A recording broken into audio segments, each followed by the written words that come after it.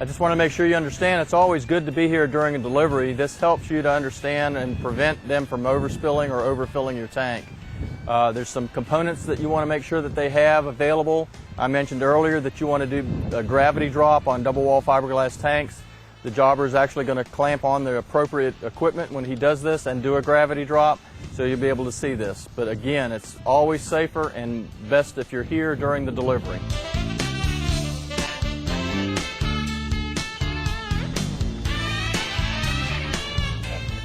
Yeah, that's good. Right. And what I wanted to point out is what we call a secondary transition sump. It's another area of containment for product line spills or possibly breaches in the line. We have componentry in here that allows us to do manual shutoffs as well as some electronic components.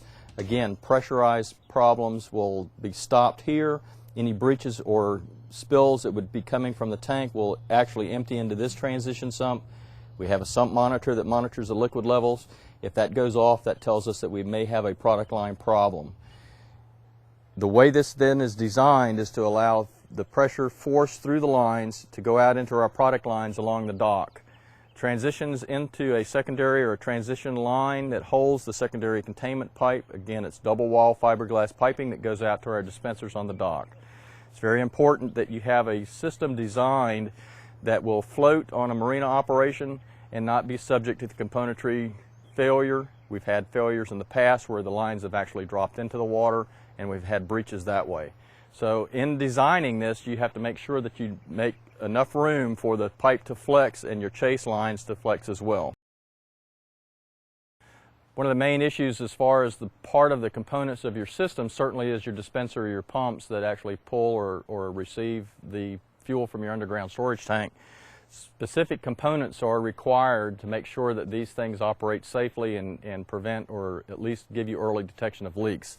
James is going to go ahead and open the front panel for us so I can show you some of the internal components that will allow this system to shut off automatically in case of a breach.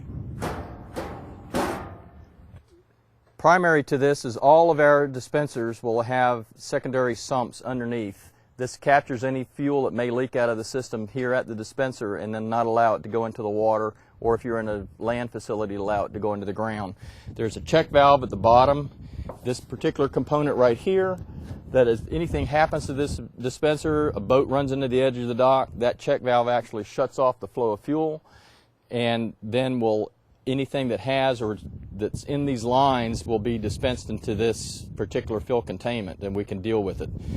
There's also a sensor in this sump that tells if there's any fluid. It gives you an alarm again on your automatic tank gauge. Everything here is intrinsically safe. This is a electronic component. Just remember that you're on a dock. If you have electronic components, you're subject to lightning strikes. So these things can be hard to repair, or you'll be repairing these more often. The internal components to prevent leaks, though, are pretty much mechanical, and they operate, again, like I say, if anything severe happens to this, it automatically shuts off the flow of fuel into your dispenser. Part of the secondary containment are our sump sensors, and James can show you what he has to do most likely during a rainstorm event. During our rainy season, we have a situation where water will build up in our containment system. This is our vapor water valve, which usually hangs in here, our sensor. Water will get in here, shut the system down, giving us an alarm. Generally, we have to come out here and take care of the situation by pumping the water out.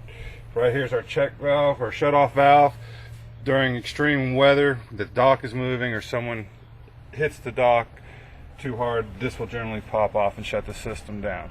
In the case of any other emergencies, we do have our fuel shut-off switch, which is located by the store, that can be shut off by the inside personnel or anyone who happens to be close to the emergency shut-off switch.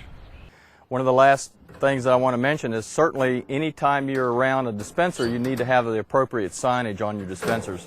You'll need to have no smoking signs. We have product on the front of the dispenser saying this is an unleaded pump. There are some other state requirements here from the fire marshal and the state fire commissioner to say who can or cannot operate these pumps and how old they have to be. Signage is always important.